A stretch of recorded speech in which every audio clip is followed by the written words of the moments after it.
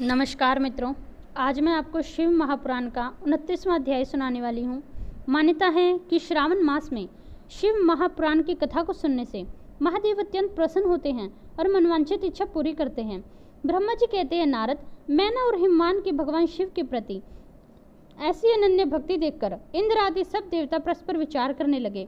तदंतर गुरु बृहस्पति और ब्रह्मा जी की समिति के अनुसार सभी देवता शिव जी के पास जाकर उन्हें प्रणाम कर बोले और हाथ जोड़कर उनकी स्तुति करने लगे। देवताओं ने कहा, महादेव, करुणा सागर, शंकर, हम आपकी शरण में आए हैं, कृपा कीजिए, आपको नमस्कार है। स्वामिन, आप भक्तवत्सल होने के कारण सदा भक्तों के कार्य को सिद्ध करते हैं, दीनों का उद्धार करने के लिए और दया के सिंधु हैं आप, तथा भक्तों को विपत्तियों से छुड़ाने वाले हैं आप। इस प्रकार महेश्वर की स्तुति करके इंद्र सहित संपूर्ण देवता मैना और हिमवान की अनन्य भक्ति के विषय में सारी बातें आदर पूर्वक बताने लगे। देवताओं की बात सुनकर महेश्वर ने उनकी प्रार्थना स्वीकार की और हंसते हुए उन्हें आश्वासन देकर विदा किया। तब सब देवता अपना कार्य सिद्ध हुआ मानकर भगवान सदाशिव की प्रशंसा करते हुए शीघ्र अपने घर को लौटे। तदंतर भक्त वत्सल महेश्वर भगवान शंभु, जो माया के स्वामी हैं, निर्विकार चित्त से शैलराज के यहाँ गए। उस समय गिरिराज हिमावन सभा भवन में बंधु वर्ग से गिरे हुए पार्वती सहित बैठे थे। इसी अवसर पर वहां सदाशिव ने पदार्पण किया।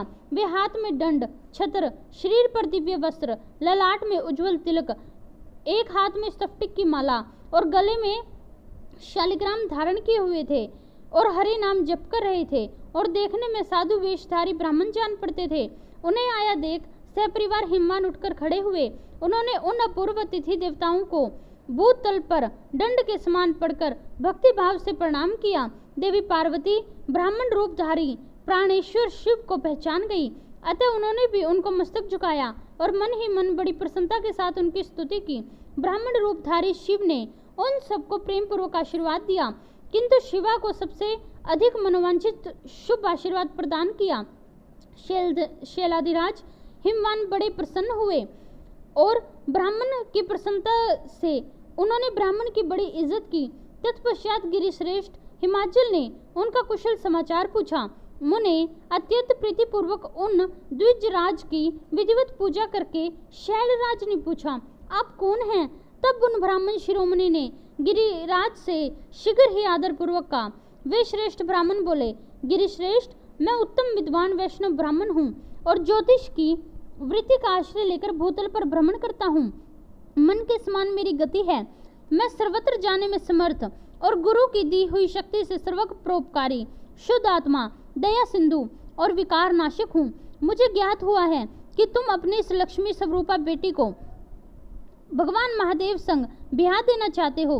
वे रुद्र देवता मरघट में वास करते, शरीर में सांपों को लपेटे रहते, योग साधते फिरते हैं। उनके पास पहनने के लिए वस्त्र भी नहीं, वैसे ही नंग धड़ंग घूमते हैं। आभूषण की जगह सर्प धारण करते हैं। उनके कुल का आज तक कोई पता नहीं चला। सब बातें विरह से वे दूर रहते हैं। सारे शरीर में भस्म रमाते हैं, क्रोधी और अविवेकी हैं। उनकी अवस्था कितनी है इसका किसी को ज्ञात नहीं। वे अत्यंत कुत्सित, जटा का बोझ सिर पर धारण किए हुए हैं। वे भले बुरे सबको आश्रय देने वाले, भ्रमणशील, नाग हारधारी, भिक्षुक, कुमार्ग प्रायण तथा हठ पूर्वक वैदिक मार्ग का त्याग करने वाले हैं।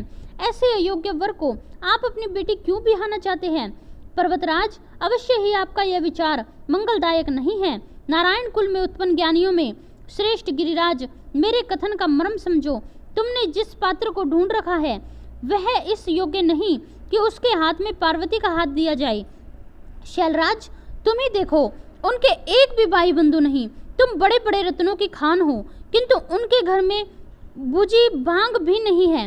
वे सर्वथा निर्धन हैं। गिरिराज, तुम शीघ्र ही अपने भाई बंधुओं से, मैना देवी से, सभी बेटों से और पंडितों से प्रयत्न पूर्वक पूछ लो, किंतु पार्वती से न पूछना, क्योंकि उन्हें शिव के गुण दोष की परख ही नहीं। ब्रह्मा जी कहते हैं, नारद, ऐसा कहकर वे ब्राह्मण देवता, जो नाना प्रकार की लीलाएं करने वाले शांत स्वरूप शिव ही थे, शीघ्र खा पी कर आनंद पूर्वक वहां से घर को चल दिए। यहाँ शिव महापुराण का 29वां अध्याय समाप्त होता है। अगले अध्याय में हम आपको पार्वती विवाह की कथा सुनाएंगे। यदि आपको ये कथाएं पसंद आ रही है तो मेरे चैनल को सब्सक्राइब करें, वीडियो को लाइक करें, हंसते रहें, मुस्कुराते रहें, अपने और अपने परिवार वालों का ध्यान रखें। धन्यवाद।